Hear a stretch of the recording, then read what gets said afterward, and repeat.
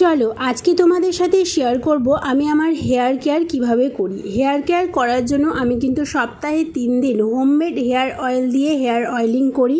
সেই homemade hair অয়েলটা কিভাবে তৈরি করি অবশ্যই তোমাদের সেই কথা বলার জন্যই আজকের মিনি ব্লগ। নখটা দেখালাম তার কারণ আমি স্কিন হেয়ার নখ যত্ন করতে ভীষণ ভালোবাসি। তো চলো আজকে আপাতত হেয়ার অয়েল নিয়ে কথা হচ্ছে সেটাই বলা যাক। আমি 100 গ্রাম তেল মানে প্যারাশুটের 100 গ্রাম তেলের মধ্যে 4টে জবা ফুল, 1 চামচ মেথি, 1 চামচ কালো জিরে, বাড়ির অ্যালোভেরা গাছ একটা কেটে সেটাকে টুকরো টুকরো করে নিয়ে সেই তেলটাকে ফুটিয়েছি 20 মিনিট।